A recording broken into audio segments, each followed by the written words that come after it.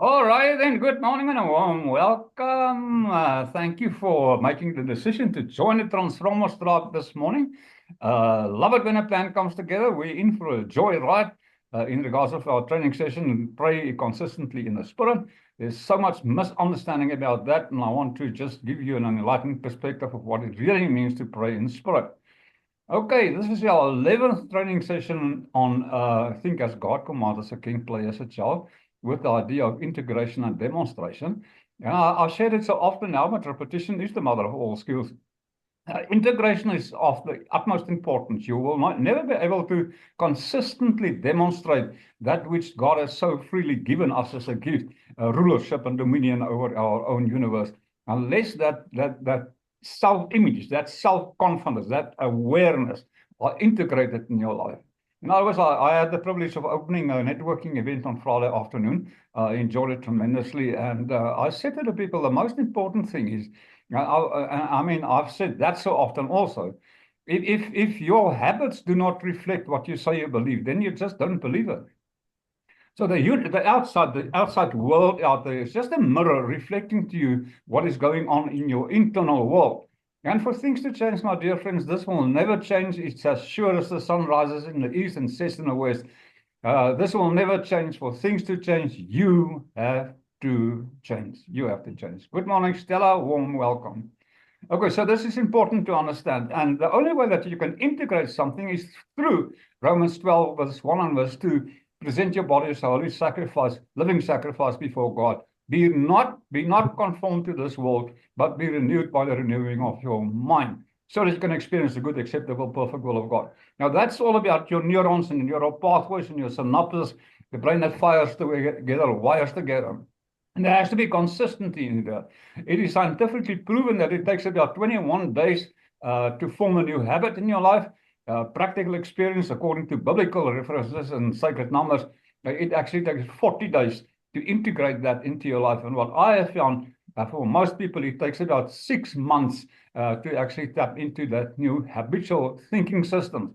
So we're going to teach on that on Tuesday, and I'll touch on that as we go on in a little while. So this is important to understand, my dear friends, that the end result in your life is dependent on the way that you think, the way that you believe, and the way that you feel in the end. So those three things work always together. Your thinking creates your believing, creates your believing, believing creates your feeling. Now, oftentimes we want to surface negative beliefs to change that, but it takes a lot of thinking, different kinds of thinking and belief systems before you can create a feeling. So the intention is, the real intention to make this quicker, easier, is to, instead of collapsing all those thoughts that created the beliefs and all the beliefs that created the feeling, we collapse the feeling that you have. And if that's a negative feeling, you collapse one feeling. In the process of collapsing one feeling, you will collapse hundreds of beliefs that support that feeling, hundreds of different thoughts that support that specific feeling. But more about that on Tuesday when we tap into that training sessions. Our philosophy is think as God, command as a king, play as a child, and live as a millionaire, and the integration and demonstration of that.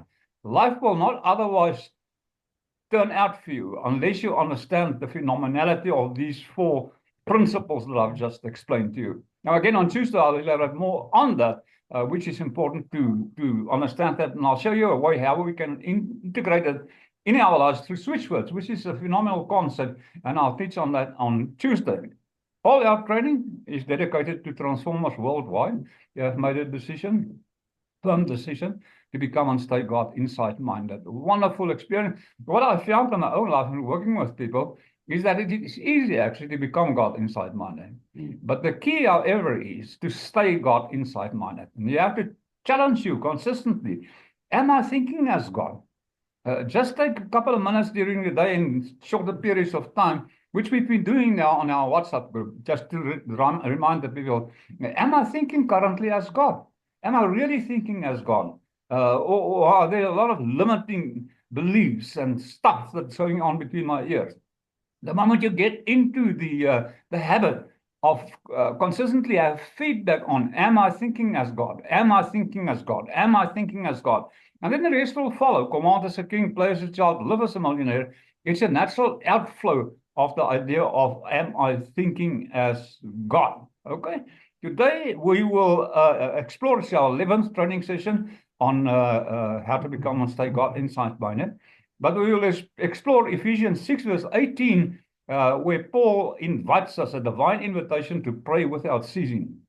Now, this sermon is not only there as a wara wara wara, it's a teaching like all the things we've done over the last couple of weeks. I've shared that with you and said this is actually a blueprint to live your life. If you live your life according to that blueprint, you cannot not be successful, because in God, in Christ consciousness, there can't be any failures. Okay, so just to review the last week that's gone by, if there was any negative things, which from time to time happen, we are still in a human form. If there were, then just, excuse me, then just let it go. Become aware of it and just let it go. It was there to teach you a lesson, to build muscles, etc. Not to harm you. So clearly, Jeremiah 29:11, that says, I know what plans I have towards you, plans to prosper you and not to harm you. Okay, very important. So before we jumpstart our training this morning, let's, not out of habit, but because it's a principle we apply, let us pray. And our prayers are always based on declarations and not begging for God for something. We declare that we are already in this phenomenal state of being one with our Father God. So let's pray. Dear Dad, Heavenly Father, divine source of all wisdom and power, we come before you with hearts open to receive divine revelation. Lord, as we step into the mystery of prayer, awaken with us the consciousness of your presence. Teach us to think as you think, command as kings with authority, play as children in joyful faith, and live as vessels of divine abundance. Holy Spirit, breathe upon this moment. Ignite our spirits, expand our faith, and align our words with heaven's reality.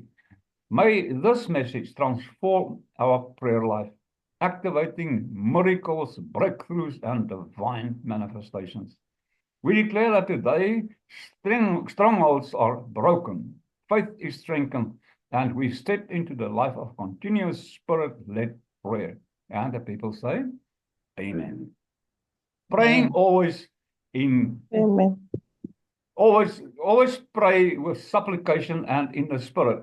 Now, metaphysical exploration of this is Ephesians 6 verse 18, where Paul states, he says, praying always with all prayer and supplication in the Spirit, and watching thereunto with all perseverance and supplications for all the saints. So we'll do a short introduction on this, the divine invitation to pray without ceasing. Unfortunately, and I am generalizing here, please understand that. Unfortunately, mainstream Christianity, churches, has turned this into the idea that praying in the Spirit is speaking in tongues. You speak in tongues and therefore you pray in spirit. Now, unfortunately, this is a fallacy. It's not the truth. Praying in spirit means something totally different, and I'll elaborate on that to a great extent as we go on this morning. But this is so important. It's one of the main things why people struggle in their prayer life and their prayers are not really answered. So I trust you're open for that. Hold on to your hat, fasten your safety belt. The train is about to leave the station. Okay. So before I do that, I want to share with you what we're going to teach on Tuesday. Tuesday, the 1st of April, 1989, a phenomenal experience in my own life, a turnabout, well, totally turnabout in my life. I was as drunk as a skunk. It was a Friday afternoon at 4. Somebody came to my home and asked me if they could pray for me. I was so drunk that I could actually not stand up straight without holding on to something. And for the first time in my life, many times people have said to me, we're praying for you, Okkot. We're praying for you, Okkot. No, we're praying for you, Okkot. But this is the first time in my life that somebody came to me and said, can I pray for you? And I said, yeah, very hesitantly, but I did say yes. He prayed for me, and I've shared this so many times. Up to today, I can't remember what the guy prayed. But when he said amen, I was sober. And it was such a phenomenal miraculous experience for me. And a couple of months down the line, I decided I want to share this that I had, the experience that I had with the rest of the world. Sold my businesses, gave my money to the poor, welfare organizations, and so forth. And my new life started. Started theology, started a church, a welfare organization, and the rest is actually history. So on the 1st of April this year, coming next week on Tuesday, this is not about me becoming sober in a magical prayer, but I want to share with you the principles that I've been taught through Dad during the years that I've spent time with him. And obviously, I'm saying obviously, there's a lot of stuff that has been taught, and many of those things were not really integrated. And when I later became sick and died, my life fell apart, and I took that sabbatical, and it was a difficult time for me to go through. But ever since last year, as you by now know, my life, again, just took a different turn. And, from the guttermost to the uttermost, if I can pronounce it in that way. And I want to share those things with you. And now, as you can remember, many odd years ago, I spoke a lot about switch words. Now, the idea about Tuesday's training session is I want to do a combination of think as God commands as a king, play as a child, explain that in detail, the principle behind that, and also Romans 12 verse 1 and 2 in a combination. But I want to explain switch words and how we can incorporate switch words to facilitate the idea of how to become and stay God inside-minded, which is very important. The whole idea about switch words is to bypass your conscience mind. Because your conscience mind is actually the thing that keeps you in the boat and doesn't want you to step out into the sea, face the storms, face the circumstances, and become more than a conqueror, and understand the idea God is able and just to give exceedingly abundantly above that which you may pray and even ask for. So I'm going to explain that to you. But if you remember correctly, I also spoke to you about energy. Every single thing in life is about energy. And many moons ago, still do, many farmers used either twigs or wires to show them where there is underground water. It was a profession. Many people did that as a profession. And I was always right in that thing. So at a stage, Dad started talking to me many years ago, I think about, it could be 9-10 years ago, about the Akracadabra principle. And I'm going to teach that on Tuesday for you. But simplified Akracadabra is the Hebrew word for I create as I speak. And that actually now show us how Proverbs 18:21 is a reality. The life and death is in the tongue, and everyone that eats that will be satisfied with the fruit of it. So you can do this by yourself. It's such an easy experiment. It's just a hanger, and you turn it in a U form like this. You can put a straw around here so that you can't actually control the wire. But then you use negative words, and negative words, negative energy create the closing of the wires, and positive words open the opening of that. So here's a negative word, like for instance, Hitler. And it portrays negative energy. Okay. Let's look at the word Jesus, and it portrays positive energy. Okay, now let's use the word Satan. Okay, it's a negative word. We proclaim the word love. It's positive energy. Okay, we proclaim the word struggle. It is negative energy. So the idea about this, and I'll teach you more on that on Tuesday, is to every morning when you get up, is to test your energy that you present your body as a holy living sacrifice before God.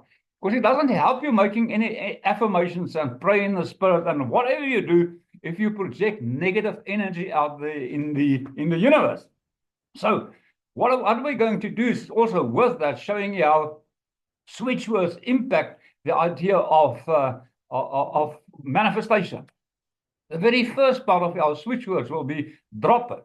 So the moment you start dropping things, and that's letting go and let God have his wonderful way. So we've developed the idea of affirmation for think as God commands as a king, play as a child, and live as a millionaire. And then obviously you check it with your wires, which just for the sake of time, I'm not going to do it now, but I'm going to read the affirmation.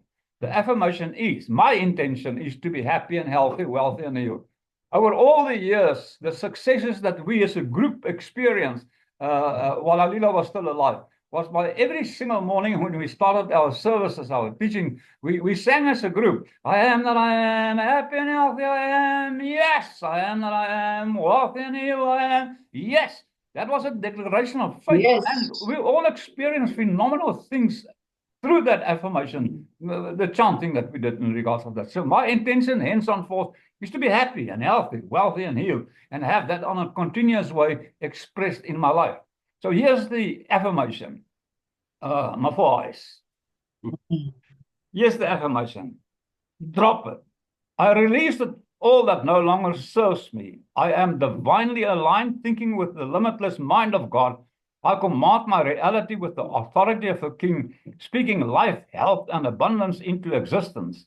I embrace life with the joyful freedom of a child, allowing miracles to unfold effortlessly. Happiness, health, wealth, and wholeness are my divine birthright. I am the embodiment of integration, and I demonstrate divine power, prosperity, and perfect well-being in every moment. And so it is, and so I let it be. Thank you, thank you. That's our affirmation. Now, to integrate the idea of think as God commands as a king, I've done a switch word concept behind this. And I'm going to read through that, and I'll show you what every word means. Okay, and we'll have notes and so forth. Don't worry about that. So the very first thing that we do is we say drop it. And that means let go, relax, and allow finances, abundance, healing, any single thing that you put your mind to, happy and healthy, wealth, and it to come to you.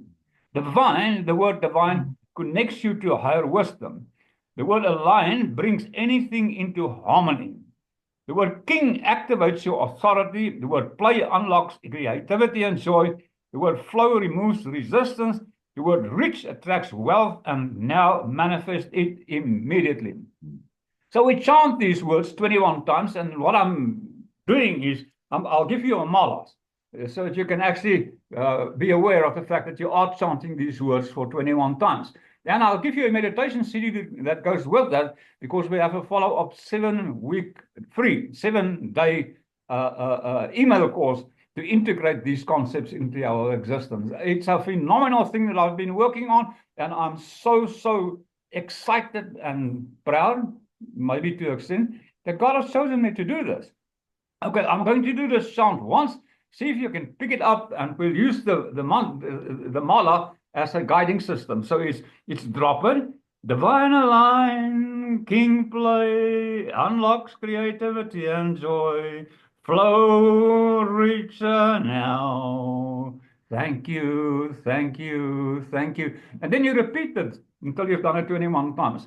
I'll share with you the magic of the number 21 from a geometric perspective as we get together on Tuesday. Don't miss it. Book your seat, and I'll see you there so that we can experience that. So when we think of the concept of praying in spirit, let's delve a little bit deeper into that and see what we can learn from that. Now, you see, the idea is prayer is not merely an action. It is a state of being. Remember, I shared with you in John 6, when the disciples walks behind Jesus, he turns around and says, what do you want from me? And the one disciple says, we want to see where you stay. Where are you living? And the word living from Peshitta Greek turns into what is your connection with your expectation?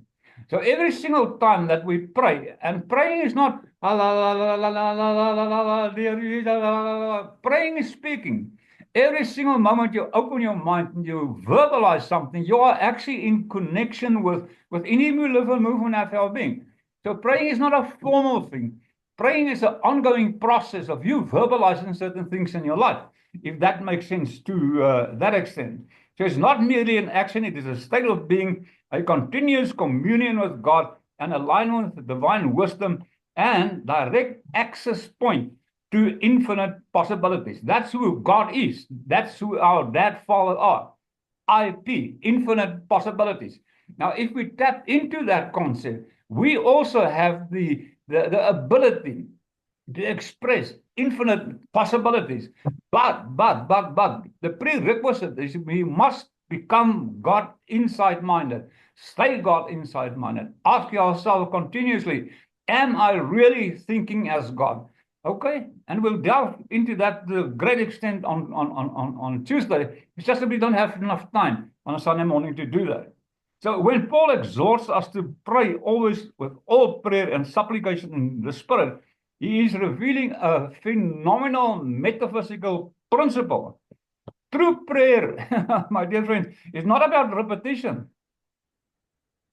But if you keep on repeating the same prayer, it means you haven't believed the first time you prayed. Prayer is about praying and then acting as if it's already been done and live a life of gratitude. Because gratitude is the key that opens more experiences in your life. Okay. It's not about repetition, words, but about state of consciousness in which we think, command, play, and live in divine abundance.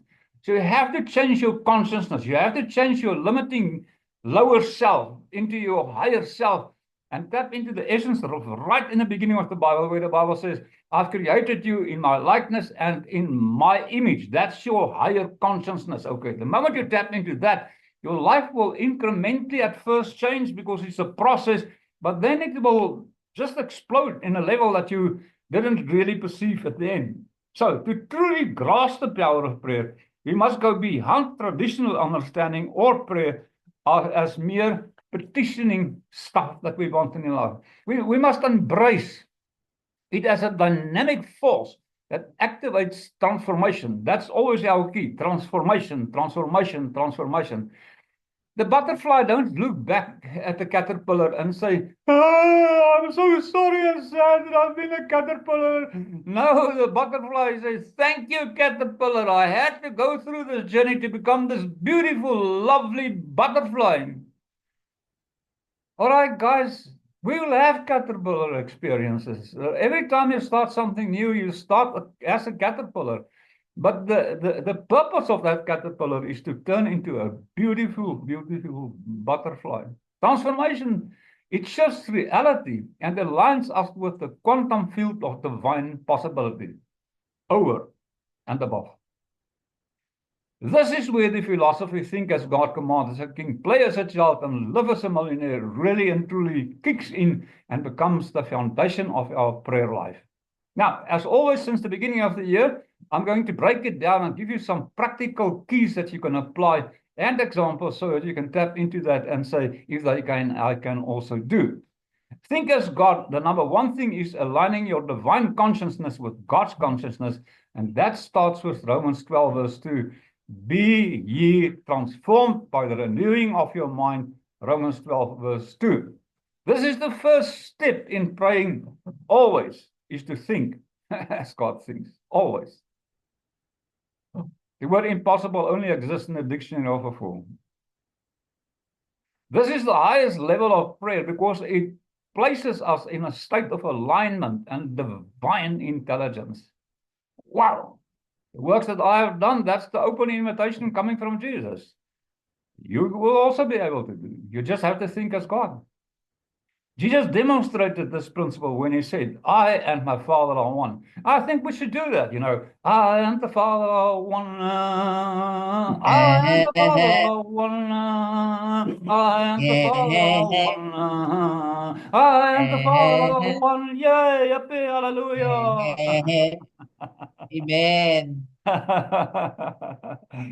Okay, when we pray in the Spirit, we are shifting from the human limitations to divine omniscience and presence. So, how to think as God in prayer? Number one, you have to shift from begging to declaring. Instead of pleading with God, declare the promises as if it's already fulfilled. That's it. Yesterday, today, tomorrow, God's the same. Here's an example.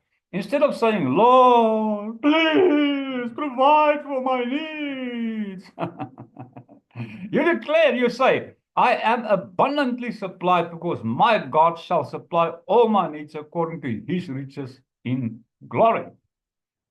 Second thing is meditate. Take time for yourself. Be still, shut up by your face, and listen to this input of the Holy Spirit. Meditate on the infinite. Take a few moments daily to sit in stillness and visualize yourself as one with God, allowing divine wisdom to pour into your consciousness. And then number three, speak in alignment with the divine. Your words create your world. I've just shown you how negative words just closes your energy field up. Positive words opens it up. It's scientifically proven, my dear friends. That's why I mentioned it oftentimes over the past few weeks, where science meets spirit. That's what we're going to do.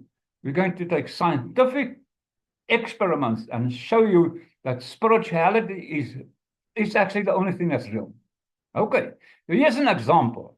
A struggling entrepreneur decides to shift his prayer from Lord, I'm struggling, please help me, to I am a conduit of divine prosperity. Wealth flows to me effortlessly because I am one with the source. God is the source and substance of all my supply. Thank you, thank you, thank you. And if I were in church now, I would have taken every amen that I could get. Amen. Amen. All right, the next one is command as a king, and that is exercising spiritual authority. Job 22:28, the beloved verse, so clearly says, you shall decree a thing and it shall be established unto you. It is a given fact, it shall be established unto you. As spiritual kings, we are called to command our reality through prayer, supplications. Kings do not beg, they decree. And if they say something, they know it has to happen. Jesus demonstrated this when he spoke to the storm and commanded it to be still. Mark 4, verse 39. Okay, I've had enough of your nonsense, little stormy. Just quiet down. Okay, and the storm, obey. When we pray in the Spirit, dankie Yolanda, we issue divine commands that reshape the quantum field, aligning matter with divine will. Every time. So how to command as a king in prayer? Number one is you have to understand you speak to situations. You do not speak about the situations. You do not speak about the circumstances. You speak to those circumstances. You're in control of those situations. Address your challenges with authority. Instead of, Lord, take away the sickness, please. Say, I command my body to align with divine health. Now, my body is a temple of the Holy Spirit. That's it. And I'll give you switch words to also help you bypass the conscious mind, to tap into this reality as we go on from the 1st of April. Number two, use the power of affirmative prayer. Here's an example instead of, God, please help me financially. Say, I decree financial increase and I receive divine strategies to have an inflow of consistent finances into my life. Stand in this unwavering faith. A king does not second guess his decrees. Once he said it, he said it. Once you have spoken it, believe it is done. Okay, just believe it is done and act as if it is so. Here's an example. A woman facing an unjust situation at work changes her prayer from, God, please change my boss's heart. Well, you don't change other people's hearts, you change your own heart. If that makes sense, okay? So two, I command divine favor to go before me. Every obstacle is removed and justice is established. I remember in the mid-2000s, I did a lot of corporate training on emotional management and so forth. And when I went for an interview with the gatekeeper, I always did this. Before I entered into that room, I just put my hand on my heart and said, thank you, Dad. The God inside me will speak to the God inside that person. And all my interviews was successful. I always got the work. The God inside me will speak to the God inside that person, okay? The God inside me will speak to the God in that situation. And it will happen. It's the phenomenality behind that. And in this case, soon this lady was promoted to a new position in her field. Number three is play as a child. And that means you have to embrace joy, trust in prayer. During the meditation session next week on Tuesday, and the follow-ups about that, I've proclaimed bubbles that the child live in. Every bubble presents a specific thing. Well, you'll just have to wait and experience that for yourself. Okay.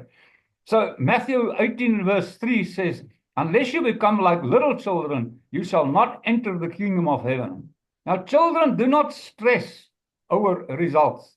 They play with faith and expectation. That's your key word, faith and expectation. The same principle applies to prayer. True prayer is not heavy, it's light, it's joyful, it's exciting, it's a blessing, okay? And you expect things to happen. Okay, it's a given. God made us a promise, and the promise must come to fruition. This is where faith becomes childlike trust, knowing that once we have prayed, it has to manifest. Hasn't got a choice. Hasn't got a choice. 24/7, the spiritual world are working together for your greater good and all involved in your life. Okay, how to play as a child in prayer? Pray with gratitude as if it's already done.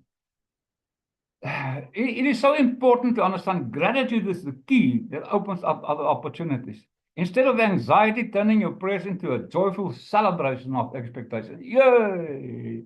I'm curious to see how my natural state of love and abundance will reveal itself with your experience starting right now. And then you just expect it to reveal it to you, okay? In the small things, in the big things, anything. So play with gratitude as it's already done instead of anxiety, turning your prayers into a joyful celebration of expectation. Number 2, use creative visualization. Children imagine vividly. So should you. See yourself already living in answered prayer. Now, let me just say something about visualization. Because many people have a problem visualizing things. So what I would suggest you do, what we've learned in neuro-linguistic programming, if you have a problem visualizing things, write a small paragraph or 2 on what you intend to visualize. So instead of closing your eyes and trying to see those things and it doesn't want to pop in your field of imagination, you just read that visualization. I proclaim that I now see financial abundance in my life. I proclaim I can see new clients walking into my office. I proclaim I can see new contracts being signed. Can you see the simplicity behind that? But it produces phenomenal results in the process. Okay. Dance, laugh, and rejoice. Celebrate your answered prayers in advance. This shifts your energy. And you'll see it if I show you on Tuesday how easy it is, and you can test it to see if you actually are raising your vibration. What a phenomenal expectation for Tuesday's event.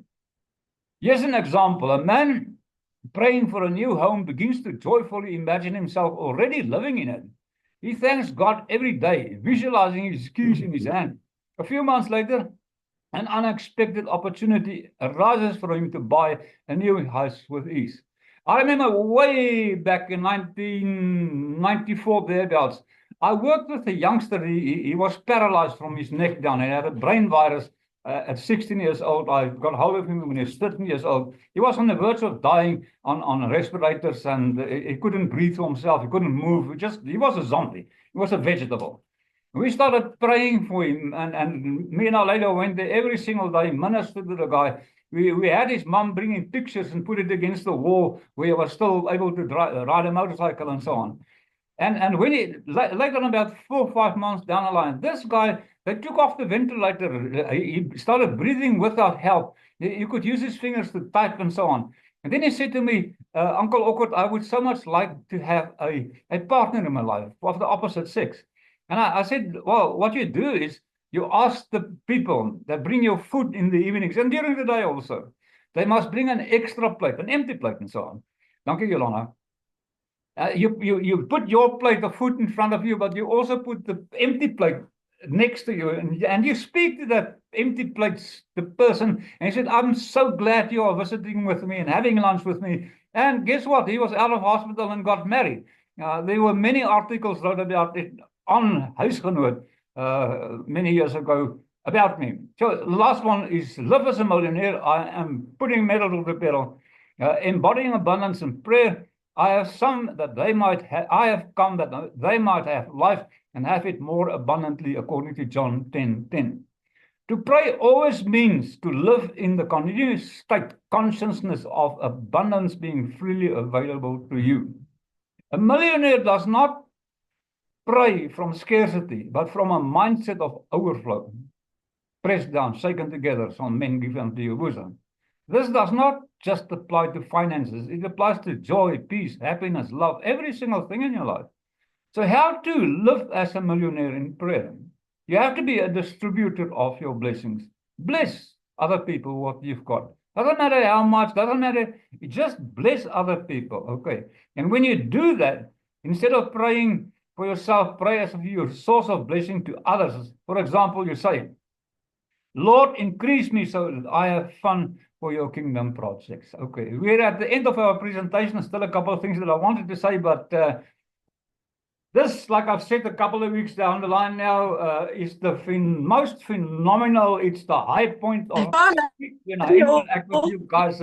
Guys, see all those friendly faces and know that the input that we're currently experiencing from that is so phenomenal.